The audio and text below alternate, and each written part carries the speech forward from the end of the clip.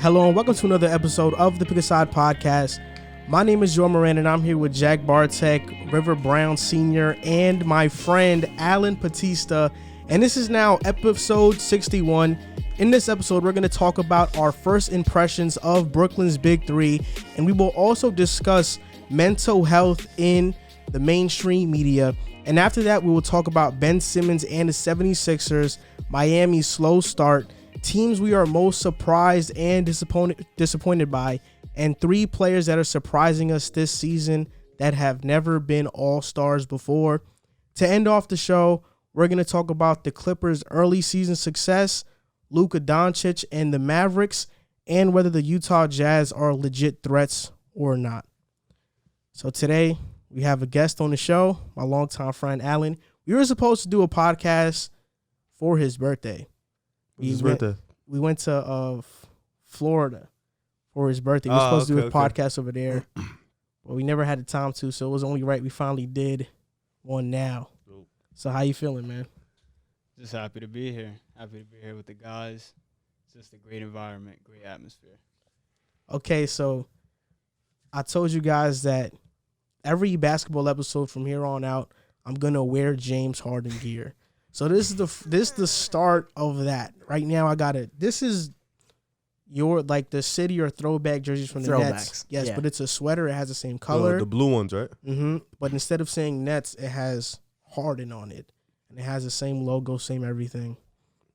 Listen, and our first topic of the episode is going to be talking about the Brooklyn Nets, their Big Three. They made their debut against the Cavs, and they lost and gave up 147 points to the Cleveland Cavaliers. Colin Sexton went off. He dropped 40 on them. What were your thoughts about their first game together? I'll start with you, Jack.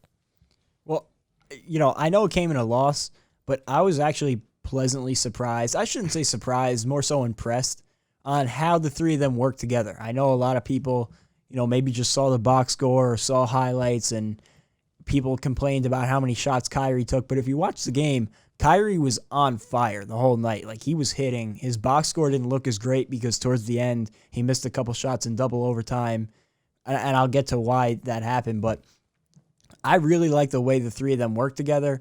I thought one thing Steve Nash did well was handle the rotation of the three of them, spacing their minutes, between the three of them, having one of them on the floor pretty much at all times, and that's the way it should be done. I don't think the roles are that big of an issue. KD, we know he can be unselfish. He was in Golden State, and he was the other night, and he still got 30 because he can do it all. He's the greatest scorer of all time, in my opinion. He makes everything look easy. It doesn't matter what the role is, he fits it. James Harden has not only taken on the role of that distributor, pure point guard, he's almost done it to a fault. And I think he's trying to show he's not selfish at all in this situation. He wants to win a championship and he's willing to sacrifice anything for it. And I think over time you'll start to see him picking and choosing his spots. But he only had 2 shots at halftime on Wednesday. So, it's a feeling out process. He's trying not to be selfish and, it's taking him out of situations where he should be trying to score. And Kyrie, he came back his first game and he did what Kyrie does. He didn't miss a beat. He was on fire. And then obviously you get to the double overtime period and he had no legs, but it does not concern me, their three roles. A lot of people were going crazy, but I think that's the least of their worries right now. Oh, you want me to go next? It's the first game of them together, so I'm not going to sit here and overreact to it. I will say, granted, the Cleveland Cavaliers are one of the best defensive teams in the league, so it's good that you see the Nets score a lot of points on them.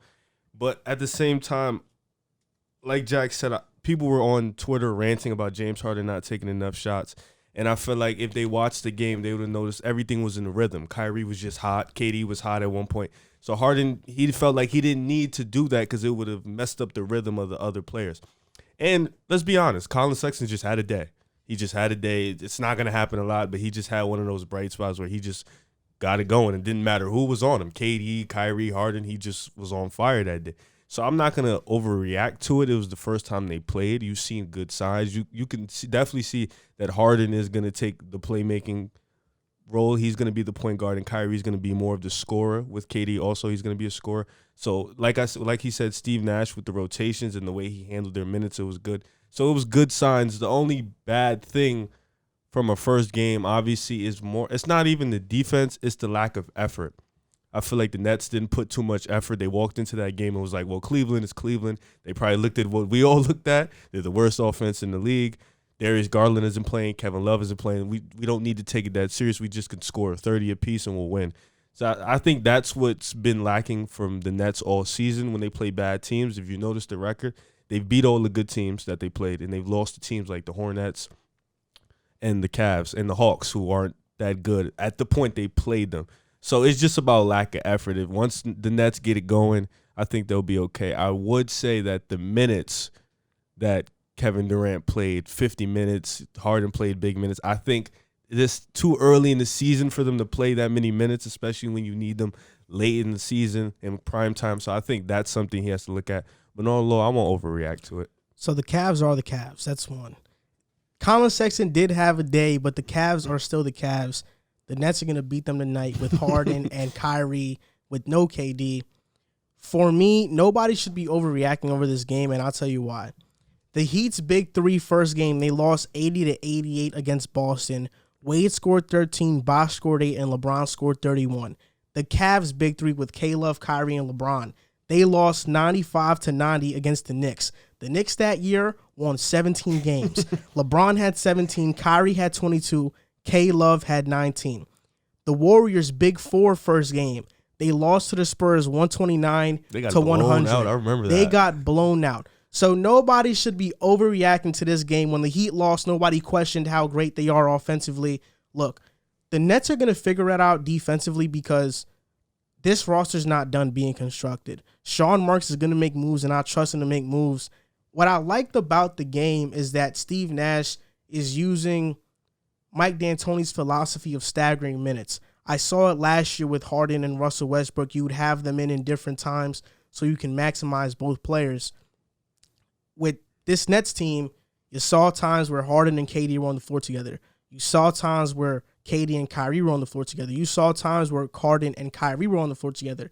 And then you also saw moments where all of them were doing their own thing. He was staggering their minutes, and that's what I liked about it. For me, I'm not worried. This is nothing to worry about. We'll really know what the Nets are like 10, 15 games into the season and after they make more roster moves. Yeah, just what you guys said. The three of those guys, any given night, could average 30 points, get 30 for anybody. So I'm not really worried about them. Just what Riv said on the effort is just like it just wasn't there. But, as the season goes on and it progresses, they will adjust because as athletes and great people, that's what they do. They will adjust. And I think they're going to be fine. And that's really it. I gave Steve Nash credit in the beginning because he deserved credit. I thought he did a good job staggering the minutes. And that's a tough thing for any coach to do with three players of that caliber. But one thing that really did concern me, and this is my biggest concern for the Nets moving forward, bigger than even the defense, and I get it. He's only 16 games into his career. I'm trying not to be too hard on him. But with 8 minutes to go in the fourth quarter, James Harden came into the game with KD, Kyrie, Joe Harris, and Jeff Green, and Steve Nash went on autopilot. It was unbelievable. Like from 8 minutes through the last second of the double overtime period, there was not a single substitution, and I get it. You want your guys out there in winning time, but at some point, especially with Kyrie his first game back, James Harden still getting into the swing of things, getting into shape, just getting here to Brooklyn, KD coming off the Achilles, to have those guys out there for 50 minutes each is, I don't want to say irresponsible, but it's probably not smart at this point in the season. And when you look at the bench, I understand they didn't play well, but Bruce Brown has been a guy who's been great for them this season. Every game that in games that he's played 20 minutes or more, they're 6-3. They have a losing record. When he doesn't, he's got to get more minutes somewhere or another. Landry Shamet, even like in the regular season, you got to count on him to give you minutes. He didn't play he didn't even get his sweatsuit off. You got to be able to count on the guys on that bench a little bit more. And then other things that concern me, like Colin Sexton getting to hit the game-tying three, and I believe it was either in regulation or overtime because you don't foul. I think regulation. You don't foul. Like, in that situation, to me, it's a no-brainer. I always foul in that situation because you can only get burnt by not fouling. I hate teams that do that.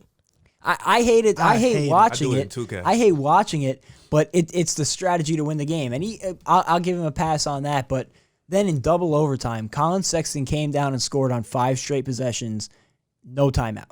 And then you call a timeout after he scores on 5 possessions, and it's kind of like you just watch the game down the drain. So it's just decisions like that I've been seeing pretty much all season long. He did it in a Memphis game earlier in the season where he left Jarrett Allen on the bench for 2 extra minutes. Pretty much cost us the game. I know you were watching that game because we talked about The it. Hawks one? The Grizzlies one. Oh, no. Where he left Jarrett I Allen on remember the bench. Hawks one we were talking about where he had he had DeAndre Jordan in the game instead of Jared Allen. So it's just been questionable decisions for him all season long, and I get it. He's getting into the flow of things. I'm not saying fired Steve Nash. He'll figure it out. But So if I'm not mistaken, because we're both Nets fans. What the hell? We just got somebody in free agency, right? yes, Norvell Pell. I was going to say, so Norvell Pell, he's a shot blocker. They got Did you him. really just say that? We? Like, you really tried to You look at my sweater. This is what I'm gonna say.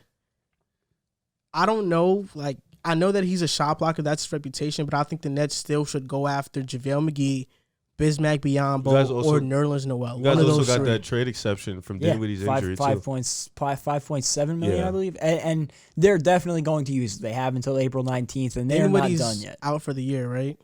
That's the thought right now. See, for me, he though, might be back playoffs. This is the problem I had with the Nets against the Cavs in the minutes, the minutes distribution. I don't think the Nets bench is bad. Like, I don't. I know people talk about depth a lot. I don't think this Nets bench is bad. We've seen this same Nets bench play in the bubble and do well. Exactly. I would say this. I don't think it's bad depending on who's out there. Like, I don't think Chios is a bad player. I don't in know. regular season, definitely not. I don't know. Tyler I don't know Johnson. if he should get minutes, but I know for damn sure that Bruce Brown should get more minutes. Landry Shamet should play, and you should have a backup point guard outside Tyler Johnson. Yes, I think he's pretty good too. Like, you have guys. I don't know why Steve Nash is relying on KD, Harden, and Kyrie so heavily. Maybe he wanted to see how they all played together, and that's why he played them so much. But He played it like a playoff. He literally played it like a playoff game. It felt like a playoff game. So are you worried about them defensively, like going forward, or do you think it was just a bad game? I'm not worried. I'm worried about the effort more than anything. It's just the effort on defense. Because, like, if you watch the game, they were just going. There were stretches where they were just letting the Cavs score off easy. Even I can go back to the Bucks game. I know Kyrie didn't play, but there were stretches in the Bucks game where they were just getting open backdoor cuts and open cuts to the basket. It was just. It's more for the Nets. It's just effort on defense. I don't think they put the effort because they put in so much. They exert so much energy on the offensive end, and their goal in most games is you guys can't stop us, or we're just going to outscore you. Forget the defensive end. I think they have the players. Like TLC can play defense. Bruce Brown is a great defender. KD is a great defender. DeAndre Jordan, for stretches, he can be a rim protector and a great post defender. So I think Harden at times, if he puts some effort, he can be a good defender. I think only Kyrie would be the guy, but you can still put some effort and get it. The goal for the Nets is, can they get defensive stops for a stretch of time and then turn the game into a big lead? That's really what it is for them. And I think that's just effort.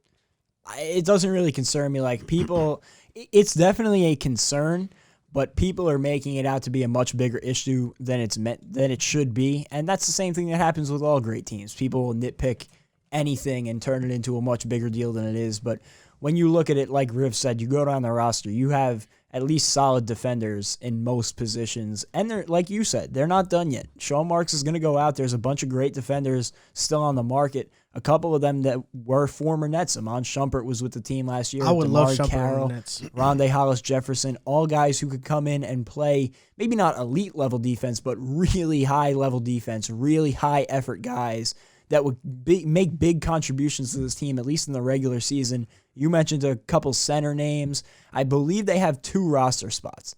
So, they still have work to be done, and I think whoever they add, it's not just going to be a roster filler. It's going to be somebody who's going to come in and really impact this team, especially in the regular season. But, you mentioned it. You look at this team, and there are definitely guys that should be getting more minutes. I want to see how he handles it moving forward because I'm sure he's seeing what we're seeing. You can't keep those guys out there for that amount of minutes. You're going to burn them out for the time you really do need them. No, yeah, Shaman has to play. I know he's struggling from the three, but he's a guy that you have to get out there because he can hit the three. And he was actually playing pretty decent before last night. I know the Knicks game, he got hot, hit a couple shots, and the game before that, he hit a couple shots right at the end. So, I want to keep him in that rhythm. Get him on the court making shots because you need him in the regular season just to take minutes, if nothing else. So before the big three, in terms of Kyrie, KD, and Harden played their first game, everybody was wondering where Kyrie Irving was. When he spoke to the media, he talked about how he just needed a break and he was going through a lot of personal stuff. And I think the reaction from fans, they were very open to what Kyrie said.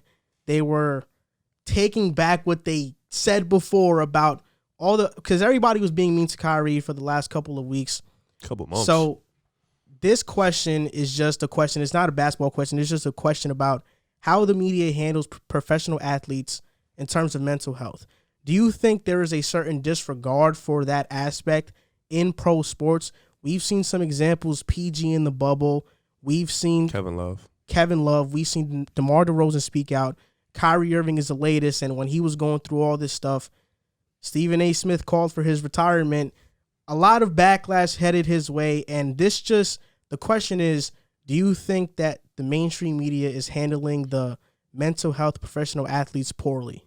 I just think the media forgets that these people are people. I think they forget that these are human beings that live an average life. I know they're rich and they have all this money, but I think the media thinks just because they're $40 million that it's going to wash away all that depression and all that. Like, they're regular people like us. They go through day-to-day stuff like us. They have families, Why are you laughing? I'm laughing because I remember when we were doing the bubble debate. And you were totally disregarding everything that you're saying right now. Yeah, I was one of those people, but the media be going crazy. I'm not a guy who's gonna go crazy. Like, I'm going all of the media be violating. I think they just forget that these people have families too, and they go through stuff. People die every day. Family members die, and we don't know what they go through on a day-to-day basis. So you can't just assume. And I get it from a standpoint like Kyrie, he's not as he doesn't communicate as well. But at the same time, he does have his own personal life, and just because he's a celebrity, it doesn't mean he has to share that personal life with us just because he's famous. So for me, I think there are two blatant examples of this. One most recent, I actually count three. One most recent, when Stephen A. Smith called for Kyrie to retire. Two, when Skip Bayless disregarded Dak Prescott's depression. And wait, when did he do that? He did it in the offseason. I have the exact quote, actually. Yes. And I think I have another one. Three, I was watching Old First Take and how they did a segment on name-calling professional athletes and how Skip and Stephen A., they didn't have a problem with name-calling because Skip used to call Chris Bosh Spice and all that stuff. They didn't have a problem with name-calling, but then when Jalen Rose talked about Skip Bayless's past, he took it very personal, and it was kind of a double standard, like, you name call these athletes every day, but as soon as somebody says something to you, now you're all butthurt about it. What do you call them? Water Pistol Pete? Water Pistol Pete Jr. So I think those are some instances that are we should look at to just showcase the contradiction between the media. And I hear this argument a lot, especially on Twitter and comments, is that the fans are the reason why these athletes are in the position that they're in. And I think that's wrong. I think that athletes are in that position because they're that good. We pay to see them because they are so good. We're not filling up seats at the rec leagues. Like, we're filling up seats at NBA stadiums because they are that good at what they do. So they make it. The media tries to act like it's a relationship that is one-sided and the athletes need the media. It's both. And I think in terms of the media, they need the athletes more. The only reason we're doing this podcast right now is because we talk about these athletes. The only reason First Take, Undisputed, whatever sports show you want to name has these ratings is because of these topics that these athletes give them the ammunition to talk about. So I think we have to be more wary of that. 35% of pro athletes suffer from some form of mental health crisis. And I don't think just in pro sports it's not taken seriously, but I think as a whole in culture and society, it's not taken as serious. Yeah, I 100% agree. It's just a microcosm of society in general these days. And, people don't realize how much goes into it. Depression isn't just being sad. It's not like you can just make yourself be happy like when you're sad. It's a totally different thing. And you mentioned the Dak Prescott situation with Skip Bayless, and that to me was the most blatant and sad example of it. When Dak Prescott lost his brother last year, he said over the summer that he was dealing with depression and he was having a tough time working out, especially with COVID. And Skip Bayless said, I don't have any sympathy for him going public with, I got depressed. I suffered depression early in COVID to the point where I couldn't even go work out. Look, he's the quarterback of America's team. If you reveal publicly any little weakness, it can affect your team's ability to believe in you in the toughest spots, and it definitely could encourage others on the other side to come after you. Which, one, you just don't get it. You just don't understand the big picture of life. Two, is ridiculous because if you remember, there was a game this season where Hayden Hurst, who was also a victim of mental health, came up to Dak Prescott after the game and commended him for speaking out about his dealings with depression. So it's just totally ridiculous, first of all. Second of all, I get it. It's a business. These guys are trying to make money. And when Stephen A. Smith says something like Kyrie should retire, he makes a lot of money off of that because it generates a lot of clicks, even from people like us who are sitting here talking about it right now and how ridiculous it is. But we got to sit here and realize, like you said, these are real people. And it's just really sad that we forget that sometimes. And to me, the marquee quote to display that is from DeMar DeRozan. He said when he was going through his issues, I believe it was last year or 2 years ago. When he got traded. Yeah, he said, people say, what are you depressed about? You can buy anything you want. I wish everyone in the world was rich so they could realize money isn't everything. And take that in for a second. Rewind this, take that quote in for a second and realize that these are guys who are there. How are we going to say what things are like for them when they're telling you what things are like? We can't disregard that. And it's just really sad that, like you said, the people that the media count on to cover, these leagues would not run without these athletes. And their mental health, their life in general is just disregarded outside of the four lines of a basketball court.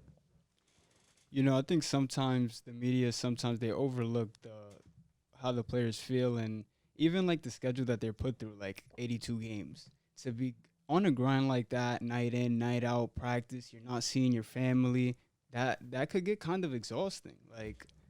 You're on the road and you're a grown man, you got a family, you can't even see your kids, you can't take your son to school. You can't pick your daughter up from school. You can't take them to basketball practice because you got to go play a game at 8 o'clock at night. And, I think, money doesn't cure everything, like Jack said. But it's just definitely need to take it easy.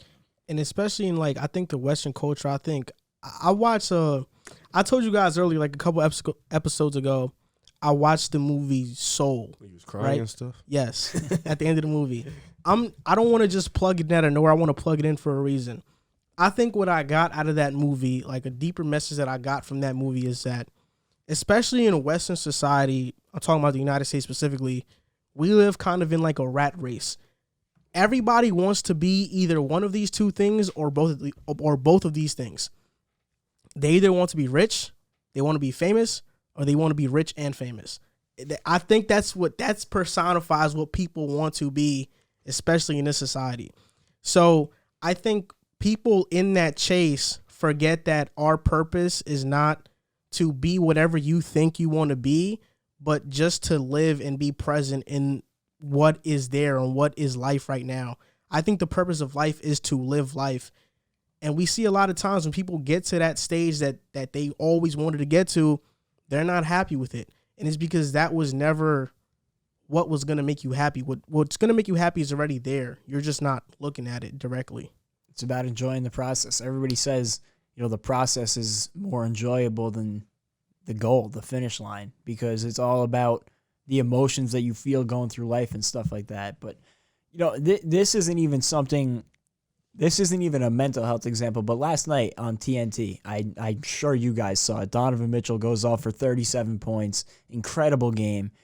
And Shaq goes on and says right to his face, I was just talking about how, I love your game, but I don't think you have what it takes to take it to the next level. What do you have to say to that? Like, is that good for the game? Is that good for your audience to see? Just your analysts belittling the players that they're covering? And it's just becoming like that's what it is now. And I love it, the Inside the NBA crew. I think they put together a really good product. Ernie Johnson is one of the best in the business at what he does. But, like, what do you serve to gain out of just straight up belittling players to their face? There's time for criticism. There's no question about it. And this podcast and sports media in general wouldn't exist without that. But stuff like that, what do you gain out of belittling for no reason the guys that you're covering? You know what that's an example of? That's an example of, let's say James Harden or whoever it is has a triple-double. And then, like, the first reply on Twitter is like, "You have no rings, though." You know, that's like the thing. Yeah, right? That sounds like that. Me, though. That's kind of what Shaq did. That's exactly what Shaq did.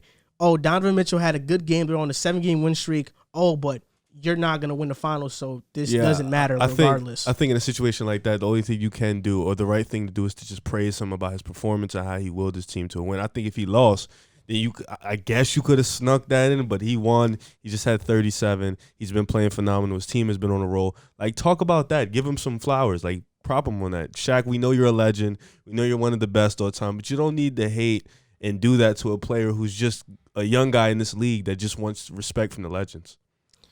Yep. And sadly, after talking about this topic, we're about to criticize some players right now. It just shows our hypocrisy. But before we go on, we're going to do a little technical delay, but we're still going to keep running. So, Jack, hit that number 4 for me. There's something that says level, right? Okay. Now press the plus button. What is it on right now? 31. Go to 38. Yeah. Okay, now press the home button that's there. Which one is that? The home one Yeah. right there, bro. Come on, bro. Okay, now you're good. The home. That's his levels because the mic was really low. So, my levels? no, His Allen's, levels? Yeah, Gotcha. Allen's levels. So now after that, we're going to talk about Ben Simmons now. The Philadelphia 76ers are playing really well right now, but a player that is not living up to expectations or what everybody expected of him to be is Ben Simmons. And the question is, will he ever reach his ceiling? And I'll go first on this one. I don't think Ben Simmons will ever reach the ceiling that we once had for him. He was a player that got compared to Giannis. He got compared to LeBron even when he was a rookie. Magic People Johnson. thought he was going to be the next Penny and Embiid was going to be Shaq. He got compared to Magic Johnson. But I'm here to tell you that he is a better Draymond Green. He is not going to be a superstar level player. I remember when we had this debate with Jack the other one of these episodes, I forgot which one, and Jack said he could be the second best player on the championship team, and I said, no, he cannot. He can be a third, but he cannot be a second. He does everything right. He rebounds well. He passes well. He's an all-world defender, but as a scorer, he is not aggressive at all. He doesn't look to score, and for anybody else that is a role player, you might like that because sometimes role players think they're better than they are. But in terms of Ben Simmons, like, he's supposed to be that guy. He's supposed to be aggressive night in and night out. For me, I think he's Draymond, just a better version of Draymond. Draymond, we know he scores 4 points a night, but we're okay with it because we know he's making impacts. Ben Simmons, he'll be like an 11-point per game scorer, maybe a little bit more, maybe like 14, 15. But that lack of a jump shot is always going to hurt him. And when I compare him and Draymond, Simmons is a better rebounder. He's a better passer. He's a better scorer. But Draymond, I think he's a better shooter. Better leader. He has more energy, especially on the defensive end. He talks more. His versatility is better. Mm-hmm. So for me, I don't think Ben Simmons will ever be that all-world player that we once thought he was going to be. And there's nothing wrong with that. I mean, even in his best year, he was a borderline all-star. He barely got into the all-star game. Somebody got hurt. Goran Dragic or one of those guys. I know that he barely got into the all-star game. He's never going to be a superstar player. What you're seeing now is his ceiling. This is who he is going to be. And it's crazy to say that because he has all the potential in the world to be a top 10 player in the league. And it's just, this year is a weird year. You know, you've watched the Sixers over the years, and you noticed Ben Simmons, he was a mild 17, 18 point per game scorer, 8 rebounds, 8 assists. This year, his numbers in the scoring have dropped. And I think with him and Draymond, it was a good comparison. The difference with Draymond on offense, I think Draymond will take the open three. Ben Simmons won't even shoot the three. Like, it's not even – he'll just stand there and wait. He's shooting it now. He airballed one, and I think that threw me all the way left. I was just like, wow. But yeah, it's I don't like, it's hard. I don't know what's wrong with him. Like, it's like he lacks confidence in his offensive game. Even when he attacks the basket, you only notice he takes shots in a fast break. In a half court set, he really is scared to take shots. And it's like, it's a weird concept because you've paid him damn near a max contract to be that number 2 guy or that number 1 guy, and he has the potential to do it. And you see Joel Embiid, you put the battery in his back, and now he's an MVP candidate. With Ben Simmons, I feel like he's going to hold Embiid back because he's not living up to potential that he should be living up to. Like, this is a tandem that we thought was going to be 1-2, like Jaylen Brown and Tatum, like they were going to dominate the league, and Ben Simmons just hasn't done it. I still don't think this is his ceiling, though. I think that I still think he, like, you even said it. Can he be a 20-point per game scorer? He has the tools to. I don't know what's wrong with him. I don't know about 20, but he's been a 16, 17 point per game scorer in his career. Year. You know what I'm saying? Like, it's there. And I'm saying he can be a star player in this league. He can't be a superstar, I don't think, in my opinion. He can be a star player in this league. He, right now, is an all-star caliber player. He's not playing great basketball at this moment, but last year he was an all-star caliber player. Like, you know what he is right now, and I think he has potential to be better, but the only person standing in his way is himself, and it goes back to his early days in Philadelphia, continuing all the way to now. Let me ask you a question. I just want to slide in. Let me ask you a question. With the talent coming in over the years, do you honestly believe Ben Simmons is still going to be a star player? I'm talking about these big guards that can actually shoot. Yeah, I definitely think he can be a star player. You think so? With all these guards coming in that are not scared to score, that can shoot better than Ben. Like, let's say LaMelo just walked in. You got to let me finish. All right. Yeah, to me, it's just more of a mental thing to him. Like, I've been hearing reports for years now that Elton Brand and the Philadelphia 76ers have been trying to get him to improve that jump shot. They've brought in shooting coaches. They've had assistant coaches trying to help him, and he just refuses to accept that help. And he tries to fix his jump shot on his own. He tries to fix his jump shot in the offseason. And somehow nothing changes with the jump shot, and he doesn't even end up shooting them. He's attempted a couple this year, but he's still not even attempting a 3 a game, which is just not good. And if you're going to be doing that, you need to be confident attacking the basket, and he hasn't shown me that this year either, which I've seen from him in the past. I watched him in series against the Nets, in games against the Nets in the past, where he has had that bulldog mentality. He's gotten to the rim with no fear. I know he has it in him, but it's just like sometimes or most of the time, he just turns it off. I haven't seen him at all this season show that mentality, and I don't know where it is. I don't know if he's not, like, if he just doesn't feel that anymore, like if he doesn't want to be that guy. But I know he has that potential. He has all the tools. He just needs to work at it. Like, I don't know what else to say. He just needs to be willing to be coached. He needs to be willing to put in the effort. And he hasn't shown me that at all this season. And it's shown in the box score. Like, you could see it in his stats. I think we have to look at the limitations that Ben Simmons has and how it holds back the team. As a guard, we're in a league now where all 5 can shoot. So the fact that he's a primary ball handler and he can't shoot the ball is a problem. You got to think about it. People who probably play him probably start playing him at the free throw line because he's not a threat, which means that realistically you could get into the passing lanes and you could get steals and go the other way. So I think that that's something that we have to acknowledge. Look, I totally agree. And this is why I hated people that said that Ben Simmons was, if Houston got Ben Simmons, they should have pulled the trigger on the trade right there. Why? Like, Ben Simmons, 1, he would not work well with John Wall. That's 1. 2, he's not a superstar player. And people expected if Ben Simmons was in Houston to play like this 5-out style that D'Antoni played, but that's not the system Houston is running anymore. Houston is not that anymore. They are not that. I don't think that Ben Simmons anywhere would have been he would have just ascended out of nowhere to like a 20 to 25 point per game score. I think that aggressiveness, you're either aggressive or you're not. That's it. We've seen it with Lonzo. We know that he's not that guy. He's a floor general. That's what he is. That's what Ben Simmons is too. And you talked about playoffs. He might have did that a couple plays with the Nets, but in terms of series, a body of work, he's been awful in the playoffs too. Now, I can tell you though, that series against the Nets, he killed. Can I ask a question? Because we've seen guys transition to a new spot and just play absolutely better. Like D'Lo left LA, went to Brooklyn, found a home, became an all-star. Even Andrew Wiggins right now, he looks much better than he's looked in Minnesota and Golden State. He looks more aggressive. He looks like he could play defense. He looks like what they thought they were going to get. Do you guys think a change in environment for Ben Simmons would turn him into that guy? No, I think he is what he is. How many years has he been in the league? 4 or 5? Counting his redshirt year? Yes, counting his redshirt year. 5, 6? Look, for me, I have a rule. After 4 years in the NBA, you are who you are. That's just my opinion. Like, after 4 to 5 years in the NBA, who you are is who you're going to be. There are some exceptions, but most of the time, after 4 to 5 years, the player that you are then is probably the player you're going to be. If you never improved your game, you're probably not going to improve after that.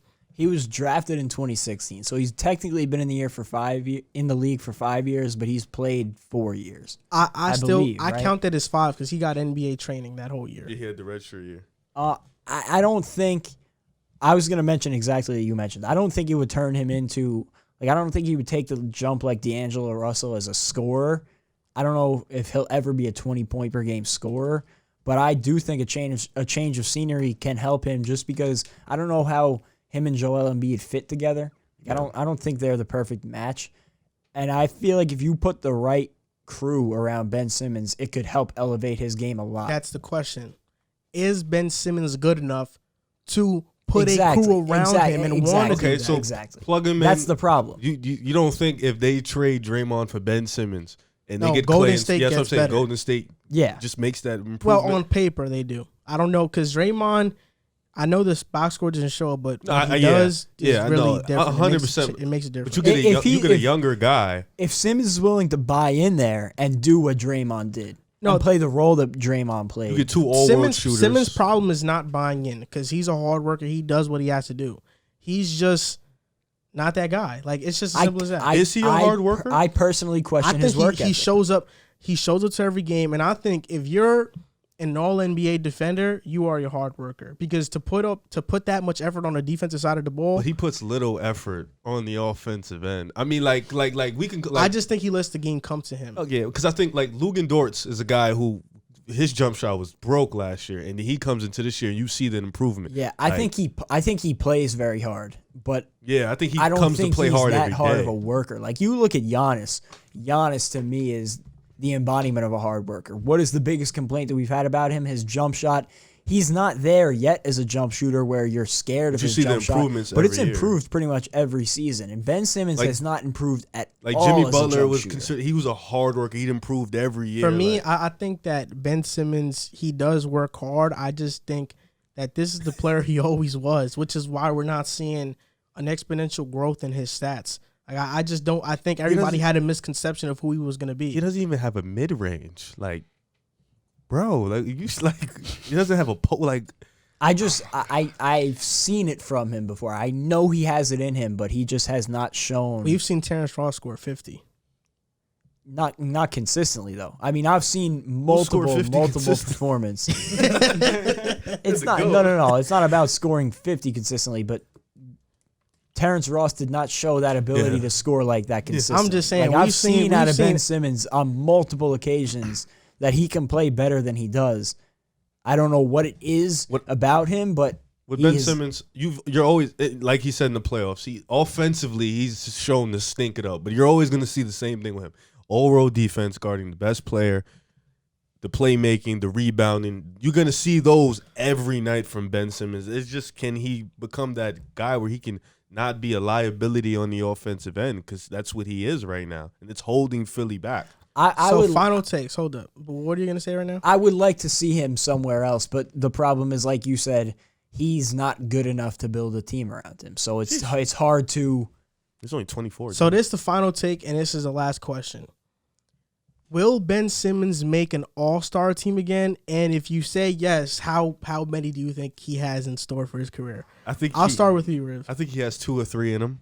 I think he has a smooth 2 or 3. I think that's it, though. If he continues to play I think he'll probably bump up to 18, 8 and 8, and he can sneak in an all-star. I think Draymond has snuck in an all-star game, so I think he can sneak in another one. I think he'll definitely make at least one more. I think he'll probably be 3 or 4, but I don't think they come with the Sixers. I don't think he will be with the Sixers much longer. He's going to be a guy that has a bunch of all-defensive teams his whole life, and 2, 3 all-stars, and that's probably it. How about you, Alan? Listen, what do you think? I'm going to be honest, probably 2 times max. Here's my thing on it. Daryl Morey showed in Houston he's not afraid to make moves. He wants the Sixers to win while they have their window here, and I think Joel Embiid is the guy they want to build around. This is my final take. Oh, he's a 2-time all-star. Okay. This is my final take. If he stays in the East, I think 2, maybe 3. If he goes to the West, no, he's not making it. He's not making it no more. If he goes to the West, he is never touching the All-Star game again. Well, the West is loaded with guards. Yeah, he won't make it. Yeah. It's hard to say because we just, with the next crop of talent coming up, you don't know who's got next. DeMar DeRozan was a consistent All-Star in the East. He went to the West. We don't even hear about him. He was consistent 27, 26 points per game scorer. So it's going to be really hard for Ben Simmons to get in, especially at the guard position. Because if he goes to the West, he would never get in over Dame, Steph, and them. His potential is much higher if he leaves Philadelphia, in my opinion. So right now, a team that went to the finals last season, the Miami Heat, they're on a kind of a slow start. They're currently 6-7. At the time of this recording, they've played 13 games, and I think the question everybody's asking is, was last year a fluke? Was last year just a Cinderella story? My friend here, Alan, is a Miami Heat fan. I'm going to ask you, what do you think? Do you think the Heat was last year just a fluke season? I'm going to be honest with you. I really don't. And I'm going to tell you why. I think now we're really banged up. You've seen that at the end of the finals last year. We were banged up. We took the Lakers to 6 games while being banged up. Bam, his shoulder was hurt. And then Gordon, he was big for us. He got hurt, but I just and Jimmy too. Jimmy was exhausted, and then with the short off season, I know the guys are exhausted, but I just want to see how everybody comes back and just how it comes together. And I want to see also what management and Pat Riley does during the trade season and stuff. Yeah, the trade season. So right now they've played 13 games, and Butler has only played 6. I was watching a game earlier, the Mavs and Heat. The Mavs blew out the Heat, and they were at full strength. And for me, I don't think that last year was a Cinderella story per se. I think that they shocked everybody when they beat Milwaukee, when they rolled over Milwaukee like they did. And against Boston, they played really well, and they gave the Lakers a fight. If they were healthy, I don't think they would have won, but they would have gave them a better fight. For me, though, this year, they're not even in the conversation. They're not. You have the Nets. They are not beating the Nets in a 7-game series. Boston, I think, is better. They can maybe beat them. Milwaukee, they could probably beat them. Philly, I'll give the edge to Philly this season. I'll give the edge to Philly. Listen, they're 6-7. They lost to the Magic, Bucks, Mavs, Celtics, 76ers twice, and Pistons. So most of those losses aren't bad. Bam is averaging 19. Tyler Hero's averaging 17. But I still don't think – I think they're a star away. And the fact that Giannis signed an extension, Harden's in Brooklyn now, where are you going to go? Are you going to try to trade for Zach LaVine or Bradley Beal, or you try to go get Victor Oladipo? I don't think Oladipo or Zach LaVine puts them over the top. I don't think Bradley Beal does either. I think Bradley Beal makes them much closer. I think Bradley Beal's a superstar. That's fair. I really think there's a big difference between Bradley Beal and the 2 guys you named, but still, yes, there is. I'm sorry. I'll wait till I like Zach LaVine, but there's I shouldn't say a big difference, but the impact that he makes, I feel like would be much bigger than Zach LaVine or especially Victor Oladipo. But I don't know. I don't think that last year was like a fluke. I don't think it was a Cinderella story. I do think they got hot at the right time. They were incredibly well coached throughout the playoffs. Eric Spoelstra did a great job with, not only his rotations, getting his young guys in at the right minutes, and game planning. That game plan that they had set up against the Bucks was exactly what you needed to do to beat a Giannis-led team. That every team does. And they I'm just saying, they it's not executed very it to perfection. And I they had agree. How many teams have done that? I'm just saying it's And not how many some. teams have It's actually not some beat Giannis doing genius. that? It's not Two? some And genius those are the game two teams plan. that beat him. It's not some genius game plan. We act like he created the blueprint. well, the two teams that have really done it have been the Raptors, who won the finals, and the Heat, who And went the to Nets, the finals. and the Nets, when they had Harden and KD, they did it. Yeah, I won by 2, and that's because KD had to hit a big shot. No Kyrie, he didn't play. All right. It was a regular season. Yeah, we're gonna game. do that. Okay. I'm just saying. It was a I'm regular saying the season two teams that did it. I'm talking. You want a I'm nitpick? talking playoffs. Playoffs. There's two teams that done it. It's been the Heat with Bam Adebayo, who went to the finals. The Raptors, who he was up 2-0 on. with Siakam, Ibaka, Gasol, Leonard, and they won the finals. So it's not as easy as people think it is. But I don't think it was a Cinderella story as much as it was they got hot at the right time. They were coached really well. They had a good road to get to the finals. And now you're starting to see the effects of having the second shortest offseason in NBA history by 1 day to the Los Angeles Lakers, even though they're playing great. They kind of reloaded more and differently than the Miami Heat did. And, LeBron and Anthony Davis aren't going through the same thing that Jimmy Butler is right now. He's missed half the season to this point. So I don't think this team that we're seeing right now is what the Miami Heat are going to be. You said it, though. I still don't think they're going to compete with the Nets or the Bucks. They're in that situation with, like, the Sixers. The Heat are right there, and maybe the Pacers. The Celtics are in that next step down. The Pacers would probably be like a tweener in that group. But I think that's the next level of teams in the Eastern Conference. I don't think they can win the Eastern Conference, but if everything goes right for them, who knows? I get that the Pacers are playing well, but I still have to see them in the playoffs. Me too, Yeah. because the Heat just swept them last Yeah. year. Like, they didn't win a game. Cinderella story? You could call it that. You couldn't call it that. I think, like Jack said, they got hot at the right time, and like Joel said, they ran into some matchups where they can exploit. Boston just came down to a dogfight. Milwaukee, they just throttled. In the finals, they weren't fully healthy, but they still gave LA a fight. This year, like Alan said, they haven't been healthy. There's been two guys on their team that's played the full season. Jimmy Butler has missed half the season. Bam has been in and out. Duncan and Precious, who's a rookie, is the only two guys that's played the full season. And I think they're missing that wing depth that they had. Jay Crowder, I think, is being missed. DJJ is being missed too. So I think they're just still trying to adjust. But, yeah, they are another star away. And I think I wouldn't say Bradley Beal puts them over the top, but I think he definitely makes them one of those teams where you're like, okay, we can't sleep on. I think Bradley Beal, if he goes to Miami, it's now Nets and Miami. No other team in the East matters. That's just my opinion. I would still have the Bucks over the Heat, but I know you want to have the team. Bucks, Well, no, but the wait, Bucks wait, are wait, pretenders. wait, Let's wait, just be wait, honest. wait, Let's just be honest. I disagree. The Bucks are Can pretenders. I finish what I'm saying? Thank you. No, that was actually a really bold take you just said. You think Bradley Beal puts him over that much? Yes, he does. So wait, let me. But you also got to consider what they're giving up in the package too. Exactly. Tyler Hero, another guy. some He's first probably round gonna picks. go. He's been the second best player on the team this season. Yeah, Bradley Beal would be the first. If No, he obviously, of course, but you're still You're it's losing not a like you're lot. not losing anything. look, Dragic I don't would know probably what have to go. I don't know what the package would be, but I just think that Bradley Beal will make them the second best team in the Eastern Conference. Right now, they didn't make enough moves in the offseason for me to call them a better team. The Sixers got better. The Celtics got better. They got benched now. They got a bench now. The Nets, we know they got better. The Bucks, to an extent, got better, even though, look, as long as Giannis cannot shoot, the Bucks will not make it to the finals. That's just point blank, period. Teams are going to continue to guard him like they're guarding him now. They don't have a chance if he doesn't have a jump shot. Even a mid-range jump shot would help. Right now, that's why I think the Bucks are pretenders. That's exactly why. The Heat need to trade for a star. I think the most reasonable one is probably Victor Oladipo because he won't command much. You can probably get a Victor Oladipo for a first-round pick and Precious Achiuwa. And personally, I think you can. You got to match the cap. You could maybe throw something like Kelly Olynyk. Yeah. Bradley Beal. I don't know. Boston is still a very tough team come playoff time. You know they're gonna play hard every game. You still got Philly.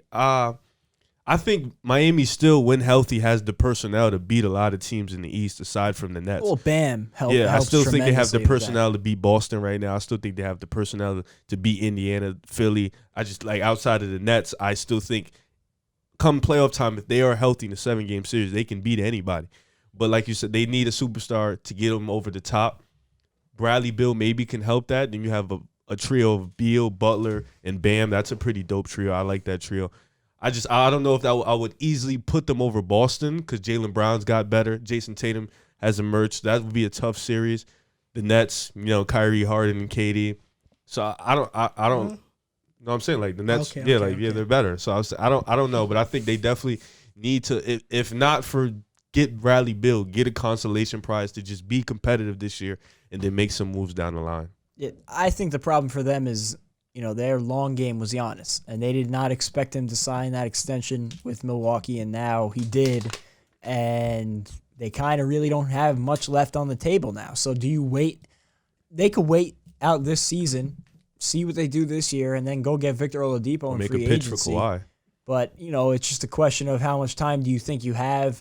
I believe Duncan Robinson and Kendrick Nunn's contracts are up after this season. Duncan, Kendrick, Olynyk, Leonard. So as a Heat fan, what player would you want out of the ones that we named, or do you have somebody else in mind?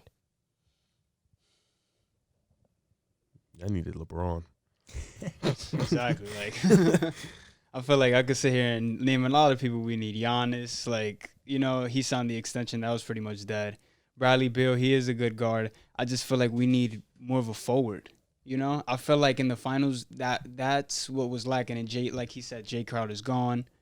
So I think more in the forward position is where we should be looking. But Kawhi is the only free agent, elite free agent this year. Are they even going to have cap space to Heat? Yeah, if they let all these guys go. Oh, yeah. But then they would have to make a pitch. And if he says no, then you just lost everybody for nothing. I don't think Kawhi's leaving Los Angeles personally. I don't think so either. Yeah, me neither. After the way they started this season. Yeah, I think it really depends on how they. Yeah, I think for him to leave, they would have to end like last year, something around there. Just the way things are looking right now in Los Angeles, I would feel very confident saying he stays.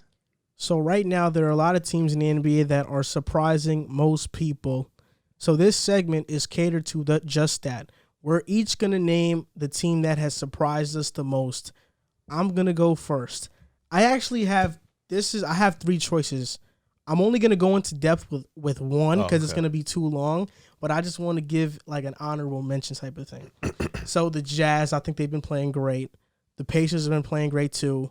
But the team that I'm going to go in depth with that I've been most surprised by this season is none other than the New York Knicks. Of course. The New York Knicks, they are playing phenomenal basketball. Man, they're way better than the Chicago Bulls you got over there going on. Listen, right now, in 2019, the Knicks were 18th in opponent points per game. They were 23rd in defensive rating. This year, they're first in opponent points per game and 6th in defensive rating. We did a segment about Tom Thibodeau to New York. I told you, he'll get Julius Randle to play defense. I told you back then, you might have forgot. But in that video, you disrespected the Knicks a lot in that video. No, I didn't. Yeah, you disrespected I said the Tim Knicks was going a to help lot. defensively. You disrespected the Knicks a lot. I could pull up the clips. The Knicks defense right now is first in opponent field goal percentage, first in opponent three-point percentage, and this team is basically the same. We added Obi Toppin, who's not a known defender, Emmanuel Quickley, who wasn't known as a defender in college, Alec Burks, who's not a defender, and Nerlens Noel, who is known as a defender, but he doesn't even get much minutes. The difference has been Tom Thibodeau. Tom Thibodeau has coached this team tremendously. The culture of New York has changed. R.J. Barrett has taken that second-year leap, and we got players to buy in like Julius Randle and Elfrid Payton. They're not passing the ball just to each other anymore. They're sharing the sugar. Everybody's getting touches. This is a team effort. If you want to look at a collective team effort, if you want to look at a real team, look no other than the New York Knicks. The New York Knicks right now are a real legit team. and they've brought hope back to the city of New York. RJ is taking up the challenge. And listen, man, I know that I changed my team because Harden went to the Nets. But I'm always a Knicks fan at heart. I bleed blue and orange. No, you don't. And simple as that. And green because I'm a Jets fan. The Knicks will always be in my heart. And when they do good, I smile. But I'm going to also smile when Harden wins the championship with the Nets. I'm a fan of both teams. That's who I am right now. And the Knicks have had one of the toughest schedules in the league, and they're still playing good. They're 8-8 right now, and I just see them continuing to get better. And wow, you were wrong. Everybody was wrong about the Knicks. I was wrong about the Knicks. Hold on. I had them tanking for Cade. The year isn't over yet. Let's relax now. Let's calm down. We're not necessarily wrong yet. You just look good right now.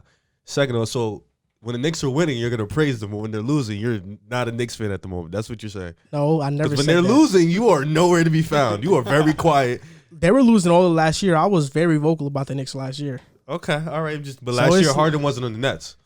Yes. so you just basically said that with no prior knowledge or no, because they were on like a 2-game losing streak, and you were like quiet for like a week. You didn't ask me. I kept talking about. You kept talking about Harden. You was just talking about Harden. Well, of course, everybody was talking about Harden. All right. No, shout out to the Knicks. They've been playing hard. Tibbs got them in that defensive culture. I already knew he was going to do that. Don't know what Joel was talking about. We had him in Chicago for years. So he had D Rose playing defense. So I already knew Alfred Payton, RJ Barrett, and they was going to buy in. But my surprising team has to be the Indiana Pacers just for me because I didn't expect them to be this good. I know it's still early, but I had them as a borderline team getting in. I didn't expect Sabonis to make this big leap. I didn't expect Brogdon to be playing this well. So shout out to them. I didn't even expect – I thought Miles Turner was going to be traded, but now it's looking like he could still stay there and be a corner piece for them. So shout out to Indiana for them. They've been playing really well. They have definitely impressed me. I have to see more in the playoffs like we were just talking about. They have to show me some more, but it looks like they have a bright star in Sabonis. So shout out to Indiana. Yeah, like you did, I want to give some honorable mention teams. The Pacers, like you guys said, I probably would have picked them, but I wanted to go a little bit I know where you're gonna pick. Outside the box. I also want to give a shout out to the Cavs, and maybe it's recency bias, but their young talent has looked pretty good early on, and You were talking about blow the whole thing up. I was. Preseason, I was. I think we all were. I didn't say that. I didn't think that Sexton and Garland were going to work, but, I mean, they've been so good offensively that the defense hasn't really mattered. Okoro has looked really good so far. I think he was a great addition for them. And obviously the Kevin Porter Jr.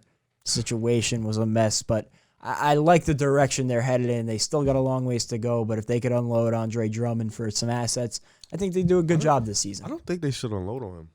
I just don't see him fitting in their time frame. But the team that I really wanted to talk about is a little bit outside the box. I'm going to say the Oklahoma City Thunder. Oh, I thought you were going to say the Hornets. No. I really like what the Thunder have done this season. Another team that we said we thought was just going to be tanking, all Shai Gilgeous-Alexander, and you were just going to develop him, get a lottery pick, and they're still probably going to be a lottery team, let's be real. But I've been very impressed, like I said, with the Cavs, with their development of young talent. And I could go down the list. Shea, Lou Dort has taken incredible steps in his game. Darius Baisley has been really good. Isaiah Roby has been really fun to watch. Hami Diallo. So it's all these young guys really contributing.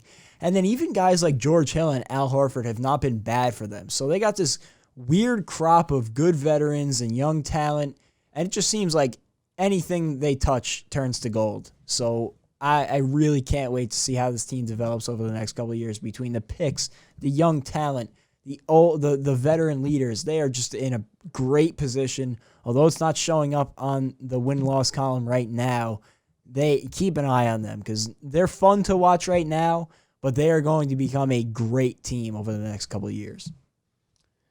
A team that I think are the sleepers. I'm gonna have to go with not sleepers because everybody's awake, but I think the Phoenix Suns.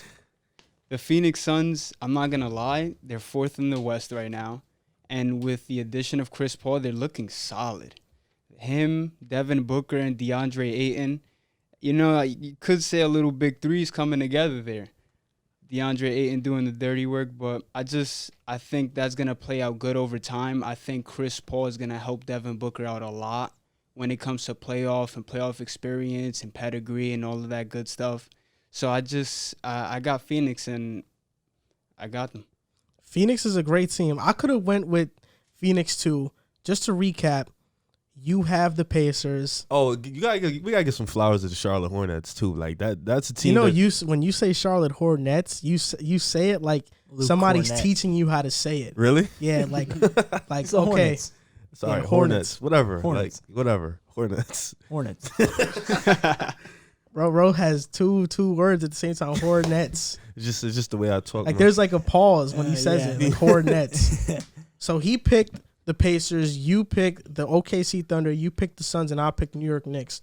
I think out of all the teams that you named, the most surprising is New York Knicks. Oh wow, what a surprise! I think it would be them. I think OKC and Knicks are up there. Yeah. In the East, it would be I you had. guys. I mean, personally, I thought the Suns were going to be playoff locks. I thought I the thought the I didn't Pacers think- were going to be that too. I thought that both of them were going to be playoff locks, but they're still playing better than I Yeah. thought they were going. Like I thought that they were both going to be playoff locks on like towards the bottom of the playoff teams Yeah. to make it, and they've both been top tier teams. In I their wasn't as conferences. high on Phoenix as you guys were. So shout out to them. They've been playing definitely well. And I wasn't high on Indiana at all. I thought they were going to be like an 8th. Yeah, 9th and, seed. and I should also, if you're going to say that, I should give a shout to the Jazz because I was very you both were critical wrong of the about that. Jazz. And we're going to get on that very soon. Jack was wrong about the Jazz. You were wrong about the Suns too.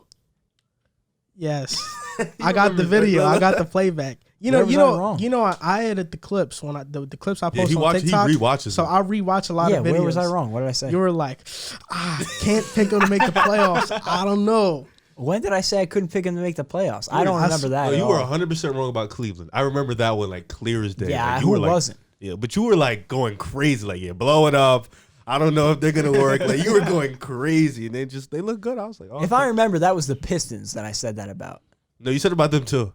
But you didn't say what would the Pistons blow No, up. the Pistons. I went off. Well, on. you said Cleveland blow up the backcourt. That's what you said. You said they both can't because coexist. I mean, still, I have concerns about that defense moving forward. Yeah, But that there are defense- teams. No, their defense is number 2 in the league. of these teams that we've named.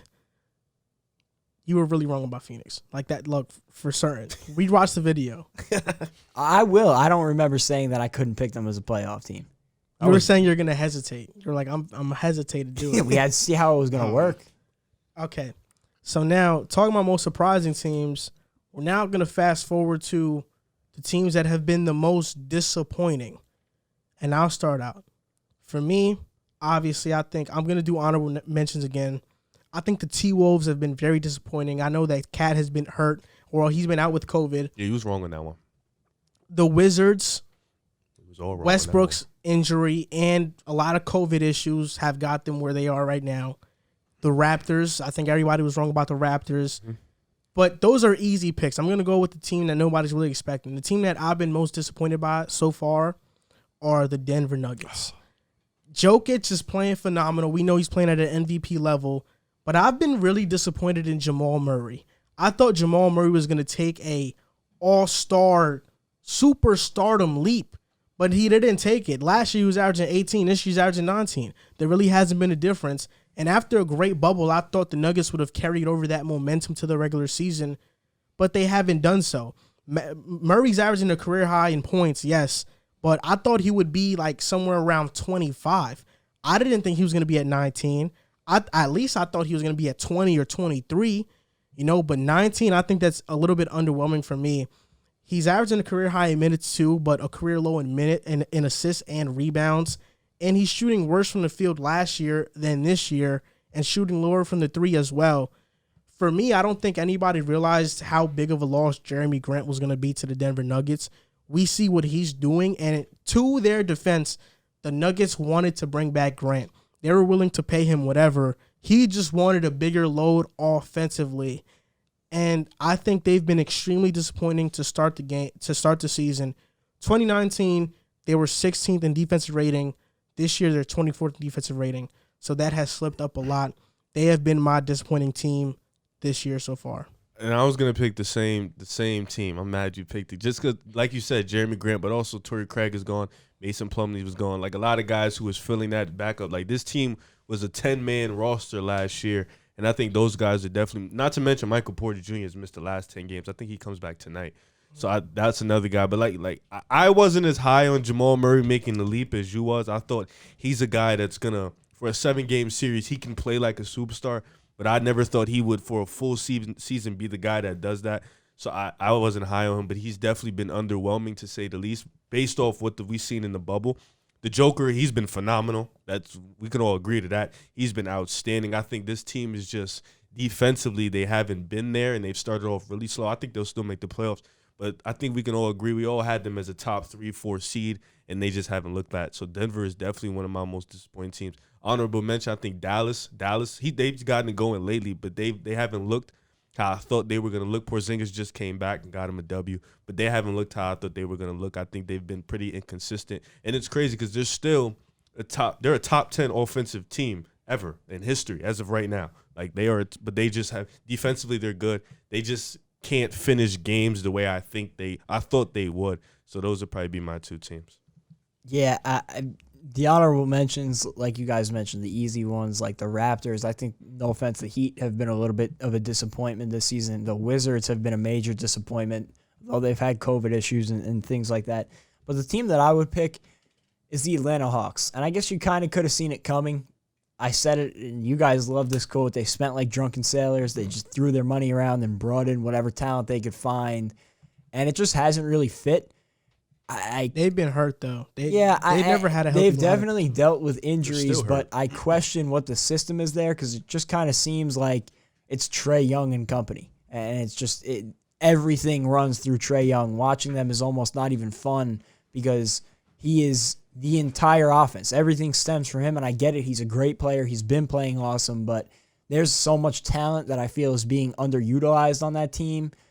I don't know what the solution is. I know John Collins is not happy, and it's been reported that he wants a big contract somewhere else, so we'll see what ends up happening there. But I just feel like with all the money they spent this offseason, they kind of signaled that they were taking that leap to try and maybe not contend in the East, but be a player in the East. And be a playoff team. Yeah, they have not they're a borderline playoff team right now, and I don't think they have any chance to compete with the top teams in the East.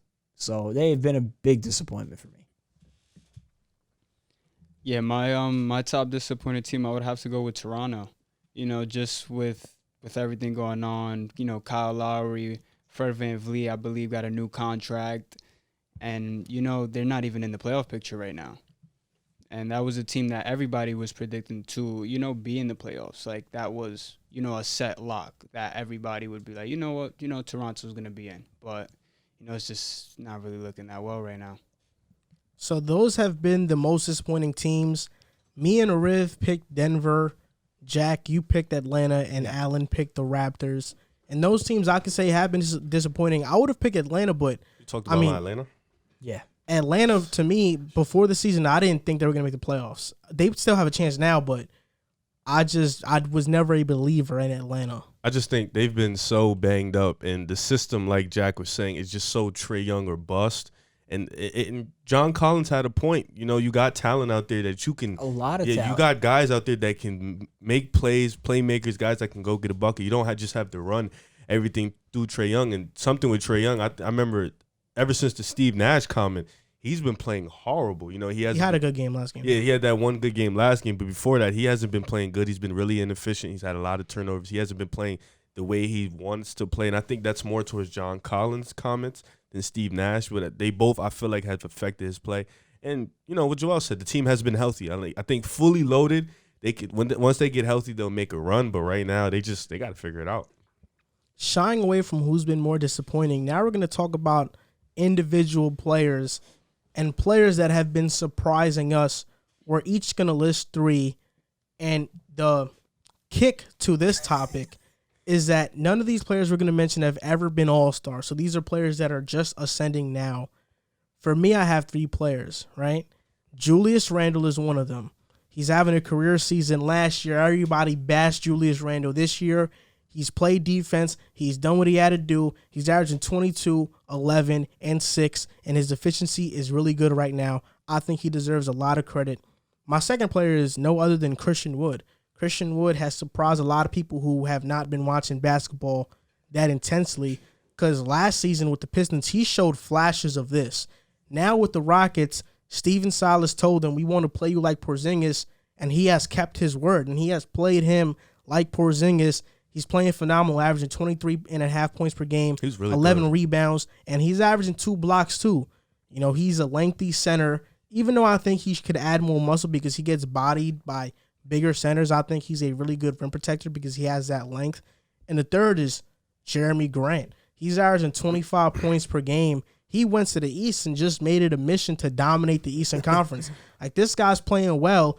And I think if it wasn't for Jeremy Grant and the spark that he gave Detroit, we might be looking at Detroit in an even worse position than they are right now. Blake Griffin has been a disappointment. He's been terrible. He has been really, really bad. He's basically turned himself into a spot-up shooter. Jeremy Grant is their best player and their best scorer, and he has surprised me so far. You want me to go next? All right, so you picked the 3 easy ones. I think you picked a lot. Christian Wood is a fan favorite of yours. You liked him since last year. So I'm going to go off the board. So my number 1 pick is Jordan Clarkson. I think 18 points per game, 25 minutes. He's unloaded off that bench. He's become that spark for the Utah Jazz. They gave him the keys, and they said, listen, we just want you to score. And that is something Jordan Clarkson is really good. He's ignited that team, and he is one of the key reasons why they're on a 7-game win streak. So that's my number 1 guy. Number 2, Malcolm Brogdon. I think he's improved in every category. And it's last year he kind of did the same thing and kind of fell off, but I don't think that's going to happen this year, averaging 23 points a game. I think he's going to be that efficient guy, and he's been running that team well, and they got them at the top. So that's number 2. And then number 3, this guy I'm going to pick. It's going to be funny. Number 3 is Shake Milton. I think 17 points a game, 50% shooting, 35 and 3, 87 from the free throw line. I think he's been really good for that Philly team, and I think with Philly, the spacing has helped Embiid become an MVP candidate, and Shake Milton is one of the prime reasons. So I went with 3 under the radar guys and 2 bench guys. So that's the guys I'm going with. All right, so Feel special or something? A little bit, just a little bit. first, I want to give a shout-out to 2 honorable mentions, Christian Wood, Jeremy Grant. I felt like they were easy, though. I tried to diversify a little bit here. I'll start with Chris Boucher, who's been awesome for Toronto. That's an easy one. It's a fairly easy one. Just saying. Neither of you guys said it, though, so it can't be that easy. He's 28 years old. You know, he's only 6'7". You kind of thought you knew what you had, and he's come out and he's really blossomed. I mean, he's put up career highs in almost every night. In only 23 minutes a night, he's averaging like 15.5 points a game, 7 rebounds, 2.5 blocks, and he's got the highest PER on the Raptors by over 10 points. So Really? he's He's like 6'9". You sure about Yeah, that? I just searched it up. Yeah, I knew that. Because I knew he 6'7" wasn't thing. 6'7". He was definitely That's like, why he's 6'9". he's very lengthy, though, so. Well, undersized at his position, I would say, at the center position. Nonetheless, he's been really good. He's been probably one of the only bright spots for that Raptors team this year. So he's been really impressive. I'm going to go with Curry, but not Steph Curry. Seth Curry Okay. has been a huge addition for the Sixers. He was super underrated on that Mavericks team, too. I thought one of the most efficient scorers, one of the most efficient shooters, I should say, in the league. One of the best three-point shooters in NBA history, statistically. But yeah, he's been really good, and he's added a different dimension to that Philadelphia team that they didn't have last year with the shooting. Yep. And the last guy, a guy who I actually had to check if he had ever been an All-Star, because I thought he had, but I guess he hadn't, behind the number 1 guy, CJ McCollum. And it's a guy who I talked about the Trailblazers potentially moving on from this offseason, but he has been right up there with Damian Lillard, if not better this season. And we're talking about a guy who, like Chris Boucher, you kind of thought you knew what you had, and he's just stepped it up a whole nother level this season. Again, I don't know if it's sustainable. I don't think that this is what you're going to get out of him over the course of a season, but he's been really good, and him and Dame are really keeping the Trailblazers' heads above water right now, despite a lot of defensive troubles and rotation issues. But I think he's been really good this year. Those are some good picks, but I just want to let you know 2 of those were easy ones. CJ and Chris Boucher. I feel like mine was definitely. I don't think Chris Boucher was an I think easy his pick. list was definitely like, I didn't expect it, yeah.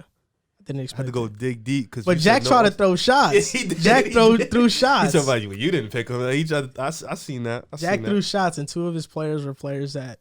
Well, I mean, you guys said it was an easy pick, but neither of you said anything about him. Not even honorable mention. I didn't say Chris Boucher because I thought he was an easy one. So that's why I put Randall. But you said Jeremy Grant. I said Julius Randle though. Okay, but I feel like your three and then your two. I knew somebody were gonna say him, so I went guys that were surprising for real. Like No, you did a great job. I knew with you were this. gonna do. I knew one of you guys were gonna say Chris Boucher. That's why I said Julius I Randle. knew somebody was gonna say Christian Wood. Like I knew somebody was gonna say. I Christian mean, why Wood. wouldn't you add Christian Wood in this list? That's just disrespectful. Not. Nah, to it's do. like surprise. Like who? So are we gonna have to totally redo the list now? Because No, apparently who these guys thinks- aren't no. surprising at all. Who thinks Shake Milton's gonna average 17 points a game? Like who thought Chris Not was me. gonna average 24? okay, and who thought Jordan Clarkson was gonna put up 18? Who thought off the Jamie bench? Grant was gonna average 25? I mean, yeah, but These are come on. good. All of these picks are good.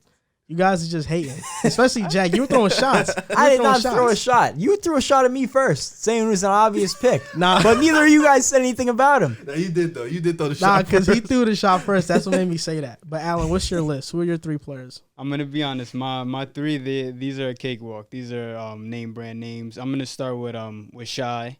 You know, I like his new fit in the Clippers. I like the way it looks, and I think that is gonna help him excel as a player. And Wait, Shai Gilgeous Alexander? yeah, Oh, on the Alexander. Thunder. On the Thunder. Oh yeah. Yeah. Oh shit, my fault.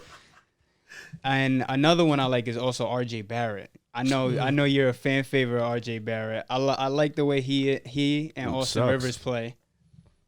They line up Yeah, good, okay. yo. Where's Cam Reddish right now? He's hurt. He's nowhere. Left knee contusion. He's nowhere. That's where he is. And my last one is John Moran. John Moran, he's just a he's a all-star just waiting to happen. Like Beast. he's just a problem. Yeah, you wanted to throw shots on RJ. Where's Cam Reddish? I just told you left knee you contusion. picked them I just told you that. You picked Cam Reddish to win Rookie of the Year last season. Those are a biased pick though. You knew And then- come on. And then this year, I didn't pick him to win anything. you keep hating on RJ Barrett. RJ Barrett has been playing phenomenal these last 5 games. He has been balling out. Cam Reddish plays with a ball hogging point guard. Come on, Trae Young makes the game so much easier for everybody else. Left knee Cam contusion. Reddish just doesn't hit his shots. That's what it is. Left knee contusion. The same thing he did at Duke. He's not hitting the shots. He's the best defender in the league, so it doesn't matter what you say. Yeah, okay. So just to wrap things up, I picked Julius Randle, Christian Wood, and Jeremy Grant. You picked Jordan Clarkson, Malcolm Brogdon, And Shake. and Shake Milton. You picked the two easiest guys, Chris Boucher, There's the CJ shots. McCollum, and your third was who? Seth Curry. Seth Curry. Yeah, I had the That- easiest list, but you can't even remember the third guy. I told on you my you list. had two. You had two that were obvious. And you I Allen had wouldn't say Chris Boucher is obvious. I don't think a lot of people know him. and Allen had John Moran. Shea, Ja, and RJ. So you had two players that were drafted in the same class and one that was drafted a year before. So that's the list. Those are the players that have been most surprising to us. Now we're gonna go on to the Clippers. We're gonna talk about the Clippers real quick and teams that are in the Western Conference. So, what's been the biggest key to the Clippers' early season success? And I'll go first on this one.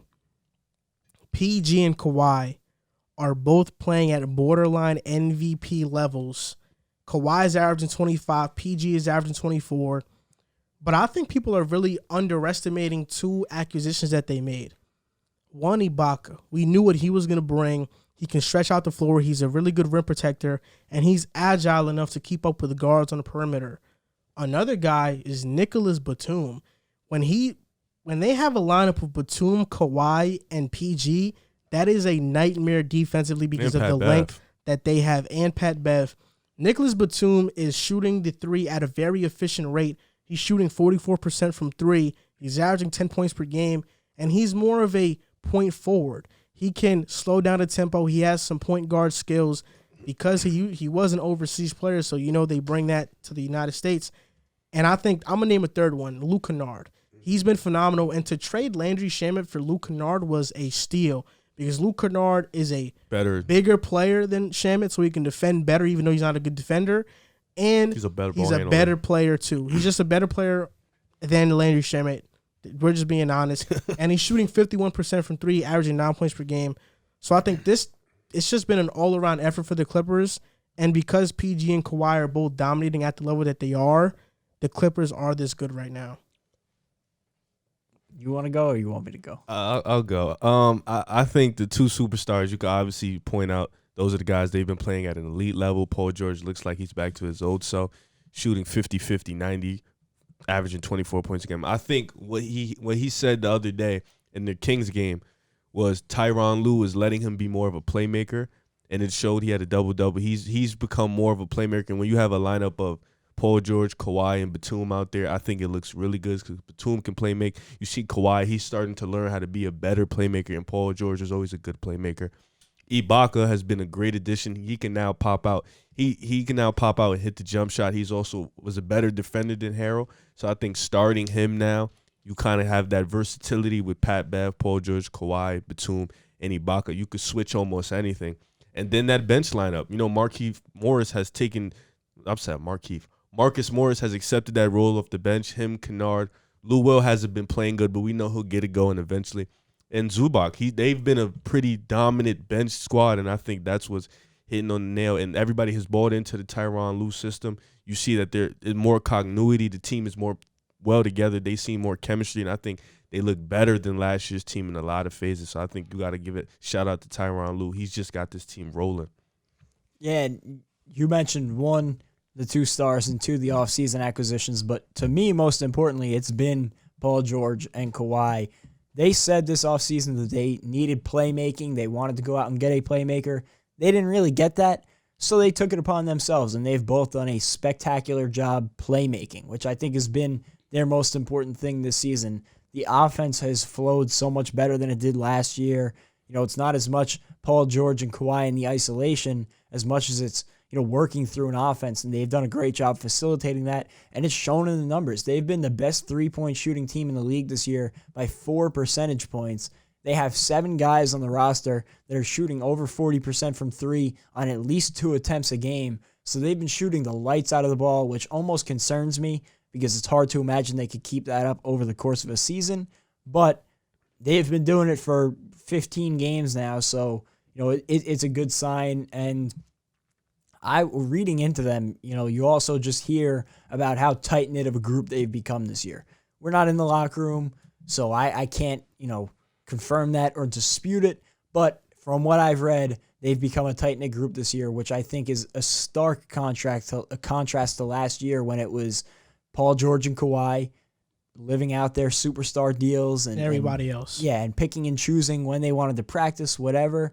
And then everybody else was there. And it was a real big divide in that team, and it showed in the playoff series and everything that followed. Montrezl Harrell going to the Lakers and his comments on the way out. You could tell it was not a very tight-knit group last year, and they've changed that this year. It showed in their play on the court.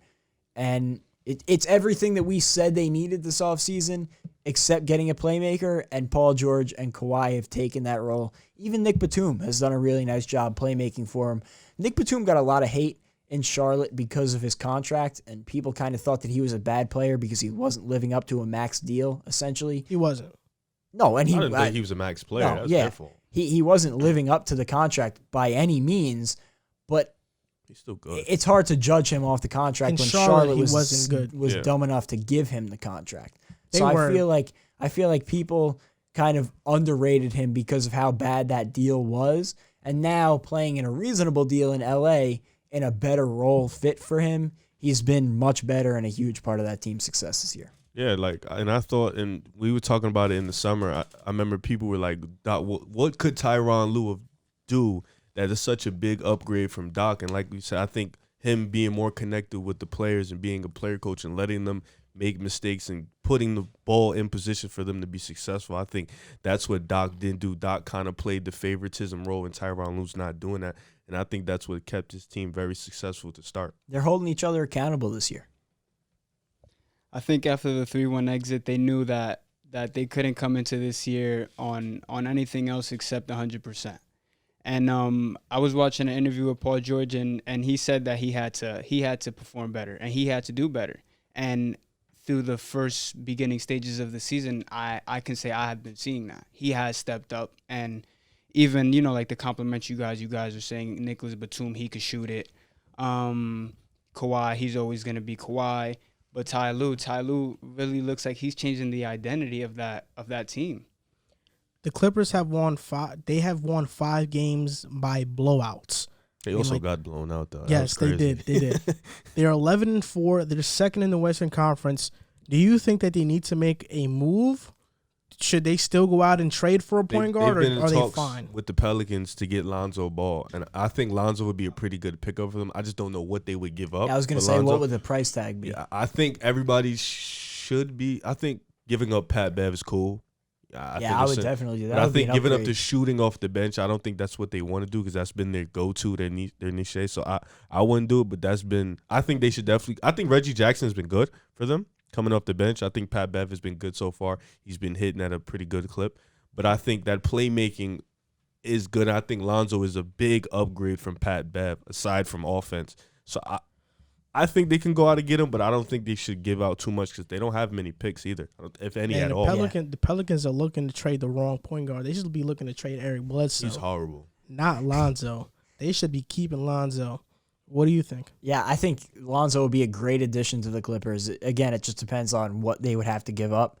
I don't really think they should touch much of this core because they've been playing so well. You know, a move would obviously help them depending on who it is, but when you look at this team right now, I think they're the second best team in the West. They're the biggest threat to the Lakers in the West, and they're a real finals contender. So, you know, it just depends on these guys keeping their foot on the gas pedal and playing this way all season. Can they do that? Because they looked great last year too to start the year, and then they kind of slowly unraveled, obviously leading up to the 3-1 lead. Something that was very that was brought out to my attention. I was watching the Kings game. And the amount of minutes that Kawhi and Paul George have played so far right now, they didn't get to touch that man until the 30th game of the season last year.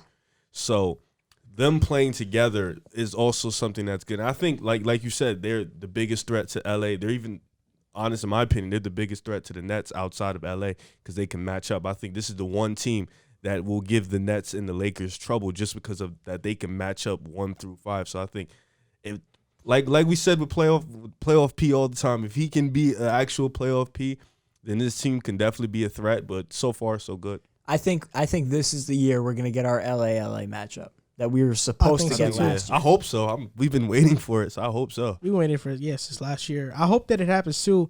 I don't know if they should make a move. I don't think trading Pat Bev for Lonzo makes them better. I don't, because I think Pat Bev is a better shooter, and I think he's a better defender too. I think he gives you that energy. He gives you that toughness. Yeah.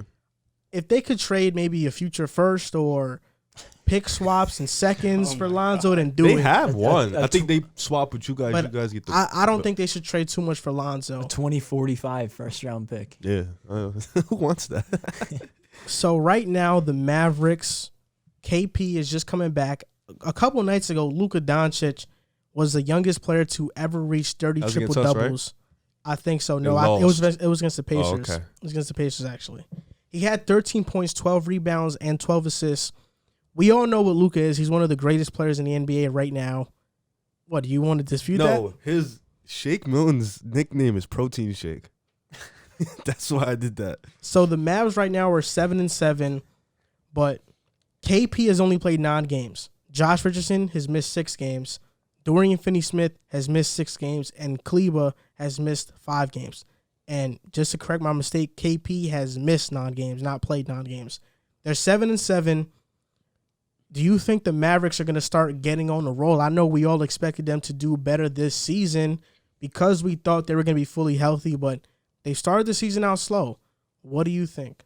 I think if they get everybody back, Porzingis is back, so now you have your full squad back. And this is a team that's well equipped to definitely make a run in the West. I think if Porzingis is, I know he had a double-double last time he played, or was it the game before? I don't quite remember which one it was. But I know if he's back fully healthy and he's looking good, I think they're definitely going to be a good team. And I think they can definitely get it going. Luka has been playing really well. He's averaging a triple-double. So I think with Josh Richardson, you got the length, the defense, Dorian Finney-Smith, you got those guys out there. So I think they have the pieces to get it to going together. They just have to stay healthy. Same with Miami. They just have to be healthy and play together. Yeah, exactly. The health has been the biggest problem for them. I think we all agreed that Seth Curry trade, bringing in Josh Richardson, was a good move for both sides.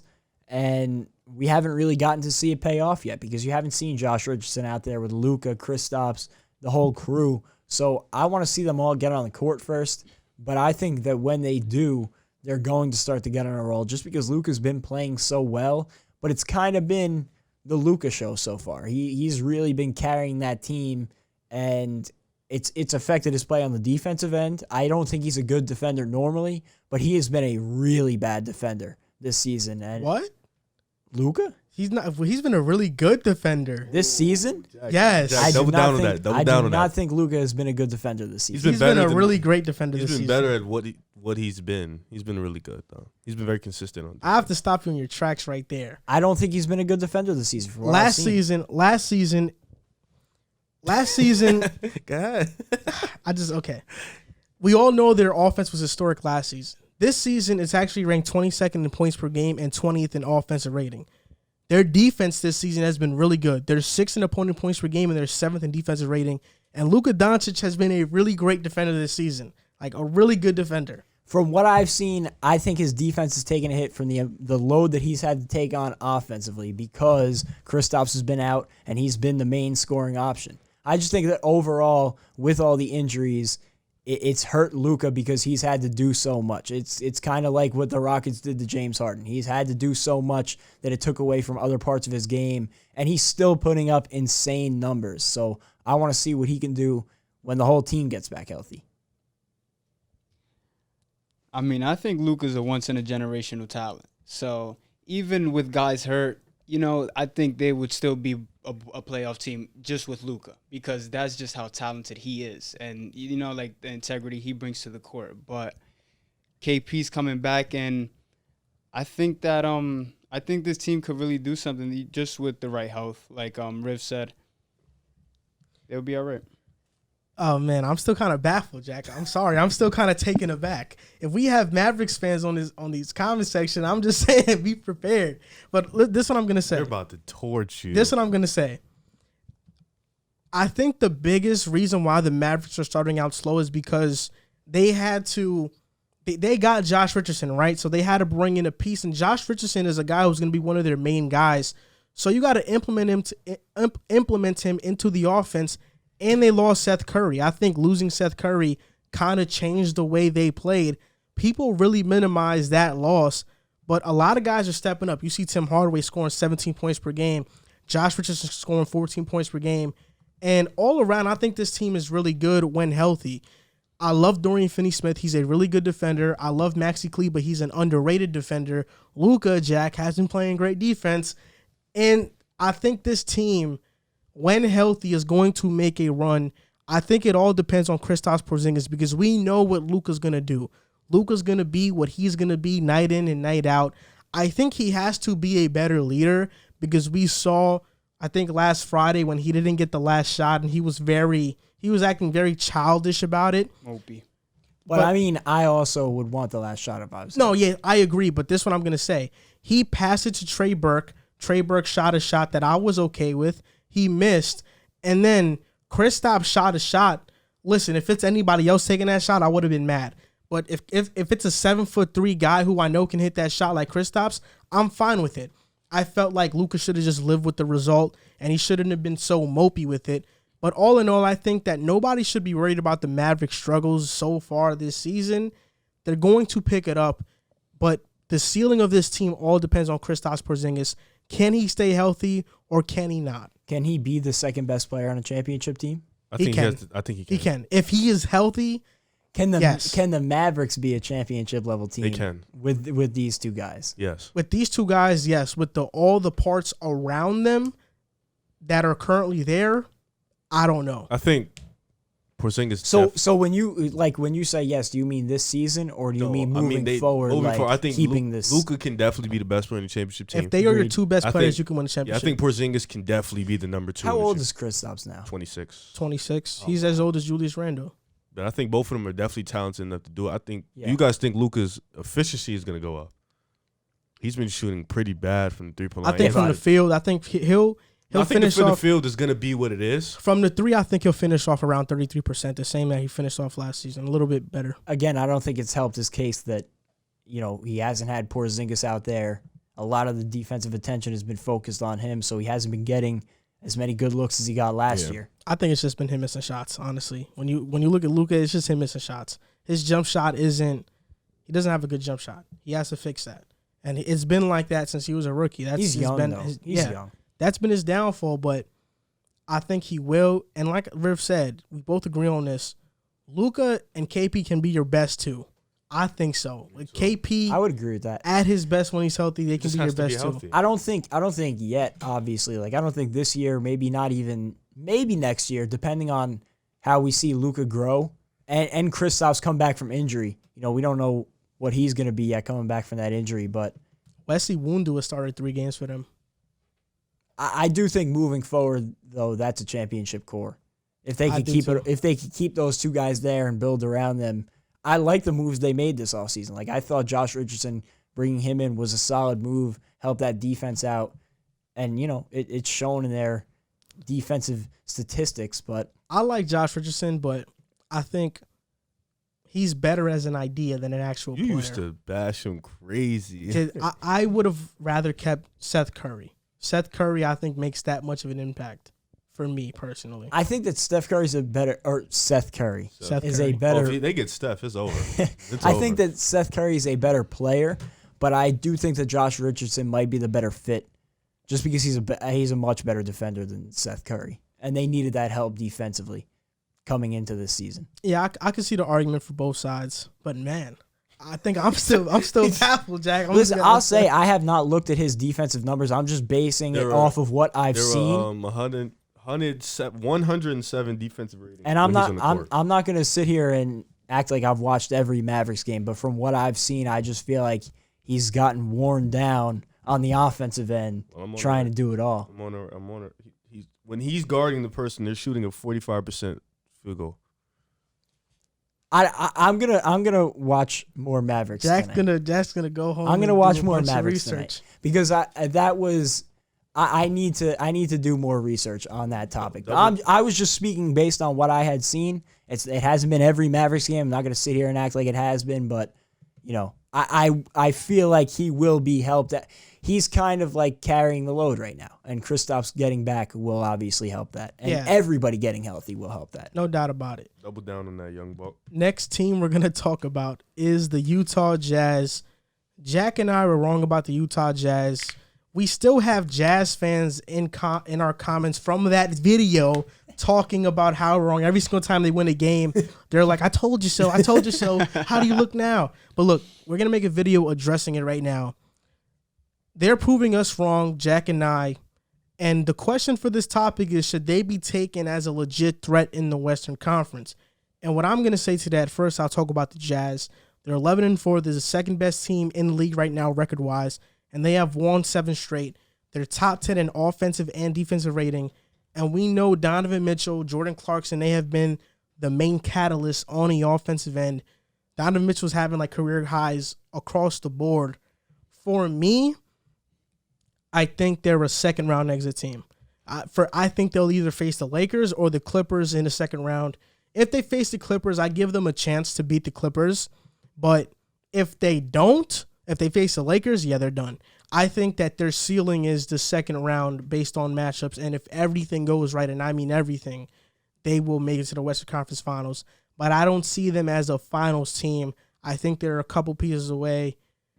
And not to kind of double down on what Shaq said, even though at the moment I thought it was kind of uncalled for, but what he said I think was true, that can Donovan Mitchell be the best player on your team? If you had better pieces around him, maybe. But with this current roster construction, I don't think so. It's weird. Yeah, no, you guys are definitely wrong about Utah. I told you guys they'll be a good team. I said they were a playoff lock. Jack said they're missing it. I was a little bit. I said they weren't a playoff lock. Yeah. But no, they've been playing really well. And like I said, defense is always gonna get you close in the games. And Donovan, Jordan Clarkson, Bogdan is back, so that's been good for them. Joe Ingles has been playing really well. But what Shaq said, I can definitely see why he said it was uncalled for at the moment.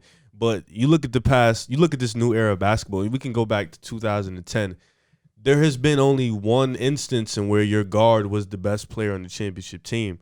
And, well, aside from Kobe, but there was Steph Curry. I think now in this league, you need to be a wing needs to be your best player in the championship team, a guy who can do it all and be versatile. I don't think guards with their small stature and the way they play the game, I don't think a guard can ever be the best player in the championship team. I think we'll probably navigate to that later. But I think as of right now, like even Luka, he's a guard, but he's 6'7". It's just a wing dominant league. Yeah, it's a wing dominant league. And I think Donovan Mitchell, I don't think he can be the best player. I think he could definitely be number 2. And I just checked his listed height. They have him at like 6'1", 6 Yeah, he's foot. small. I thought he was always 6'3". I didn't know They he put was the heights down though. Yeah, He might be. the- He's definitely around there. with though. the height down, I checked it. He's 6. They say he's listed Yeah, at I- 6 and foot. I think that's he's really accurate. strong and athletic, and like he has bounce. But yeah, I think he can be the second best player in the championship team. Being the first with this roster, though, I just don't think they have enough firepower. Yeah, I'll be the first to admit that I was wrong about them in the regular season. I thought they could have been a playoff team, but I thought that they also could have been one of those odd men out depending on how things shook up in the West. Clearly, they seem to be a playoff lock right now, but I guess the thought is they could be like the Nuggets last year, but I just don't see them having that playoff run. Donovan Mitchell is incredible. He is worth any max contract. He's awesome. And I do think he could be the best player on a championship team, maybe as some of this like LeBron James, Kevin Durant talent fluctuates out of the league or starts to decrease in their level of play. And if they get the right number 2, I don't think Gobert is a number 2. I see him as more of a number 3. Offensively, maybe. no. But he's great defensively, but the league is so offensive-centric right now. You need another great scoring option on the team, and they don't really have that. Their bench has been really good. I mean, can we put Jordan Clarkson in 6th Man of the Year conversation? He's my lock right now. Like, he's He been the probably 6th is Man that of the right now. year I far saw this Bleacher season. Report put up their list, and he wasn't up there, and it was startling to me. Like I was just like, oh, a few guys weren't up there, and I was just like, wow. Yeah, because it's probably going to be the same names discussed I as saw, usual. even on but Defensive Player of the Year, I didn't see Drummond was up there, and I was just like, I don't know. Jordan about that Clarkson has been really, really good for that team this year, and it's kind of what they needed. They needed that spark off the bench to, when Donovan Mitchell's off the floor, somebody's got to fill it up for them. Mike Conley has also been really good after a down year last year, and Gobert has played pretty well. So, I've been impressed by them, and I don't want it to sound like I'm being down on them. I definitely don't think they get by the Lakers, which is no dig because I don't think anybody in the West could get by the Lakers except maybe the Clippers. And the Clippers would be a really tough matchup for them because on the wing, who do they have to guard Paul George and Royce Kawhi? O'Neal. Royce O'Neal, Joe Ingles. Like, I don't know. I don't think the matchups are great for them, but I do think they're going to.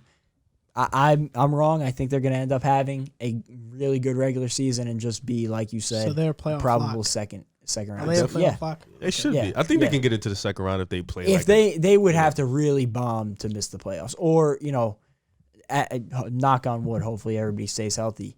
But they would really have to have like a catastrophic falling out, locker room, come to blows like last year moment. when Yeah, Bogdan went down. Yeah, so I don't know.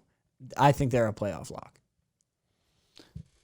Yeah, I think the Jazz, they're a playoff lock. I just don't see them going past the second round. I don't think they line up with LA and both the LA teams. Like you said, I just don't think so. But I got to name drop Shaq because Shaq has said something and it had caught my attention. I was watching the Nets play the Jazz actually. And I was watching Jared Allen and Rudy Gobert go back and forth. And I think at the end of the game, Jared Allen had 10 points and 10. I mean, not Jared Allen. Gobert Had 10 points and 10 rebounds. And Shaq said, quote, "You're getting paid $200 million to average 10 points and 10 rebounds." Yeah, I feel like that was kind of unfair, though. I think it's just he doesn't watch basketball, like because that's not what he's getting paid for. Yeah. He's getting paid for his defensive prowess, something Shaq What I'm never gonna say had. though is Yeah. I think the Jazz will be a really good regular season team, even great, but Rudy Gobert is not that good in the playoffs. Like from recent history, and that's not even just him. It's just been every center who has his type or play style or players who can't shoot. Even Giannis to a higher extent. In the playoffs, he's not the same. Ben Simmons in the playoffs, he's not the same. Players that can't shoot in the playoffs, it really hurts them. And Gobert is a great interior defender. But in terms of defending perimeter guards, when they face Houston, oh my gosh, that was such a bad matchup because if Houston went 5 out, the Jazz could not keep up. So Gobert, whatever he's doing in the regular season, that's cool. But in the playoffs, He's not. He doesn't have the same level of impact. Yeah, and I want to say on his contract, I was one of the first people to bring it up in the offseason about how it could have been an issue over this team, and they had to take care of it one way or another, whether it was putting him on the block and figuring it out that way or offering him a deal. And when you think about Utah, look at what Gordon Hayward did to him. You know, they don't get stars. People don't go, and this is no offense, people just don't go and play in Utah, especially with the reputation that they've developed between the Russell Westbrook thing, whatever it may be. Like, stars just don't go to Utah. Gordon Hayward left Utah. So when they have a star that's willing to re-sign there, you know, you got to do what you got to do. And I do think they overpaid for Gobert, but they have to keep their talent one way or another. And I don't know, hope they draft the third piece. But it's just a tough situation because it's a small market. It's always tough for small markets. Right now, 6 players on the Jazz are averaging double figures. Donovan Mitchell, Jordan Clarkson, Conley, Bogdanovich, Gobert, and Joe Ingles are all averaging in double figures. And Gobert is averaging 12 points per game. Just wanted to put that out there. But yeah, I mean, I think they'll be a great regular season team, but we'll see what they do in the playoffs. I mean, like I said, the title of the video and that team preview was high floor, low ceiling, because that's what I think they are. I think they're a high floor but a low ceiling. You know what you're going to get from Utah, but in terms of what they can do, I kind of know what they're going to do. I don't really expect them to win a championship. I agree. At all. So, yep, that's going to do it for this episode of the Pigside Podcast. This was episode 61. First-time guest. My friend Alan was on the show. So, yes, if I was near the... It's the clap button. I don't even know what it is. Try the green one. 10 seconds. Try. That's the one. Wow, okay, so now we got the Thanks for having me. Thanks for having me. It's the light blue one. Okay, so like as always, you guys can find us on Instagram and on TikTok at Pigside Podcast, and on Twitter at Pigside Pod, and on Patreon at patreon.com/Pigside Podcast. If you would care to donate to us, we're going to attempt to live stream once a week to interact with you guys. We did it last time. We took in some callers. We're going to attempt to do that, but this is the episode number 61. Sure. Seems like this is flying by. In no time, we'll be at episode 70, 80, 90, then 100. Don't wish your life away. What the hell does that mean? I don't know. Yeah, I don't know what the He hell always that comes means. with a weird quote. It's not that weird. I've never heard You of it. gotta enjoy what we last. We were talking about it before. That's what it You means. gotta Yeah, enjoy yeah. the Wish process. your life. But you said to wish your life away? Yeah, don't wish your life away. Don't wish your life away. You don't want to be at episode 70 because it means you just skipped over the next 9 episodes. All right. We're gonna enjoy the next 9 episodes. What is that, like a month and some change? 9 episodes? We do 2 episodes a week usually, sometimes 3 if it's a really Probably- special Probably a occasion. little that's- over a month. That's 8 episodes a month. 4 weeks. Yeah, times so 2. 9 episodes will So be a a month little over and like a month. week. Yeah, okay. So we'll be there. Yep. So this is some chatter about nothing. So thank you guys for watching, and we'll see you guys next time.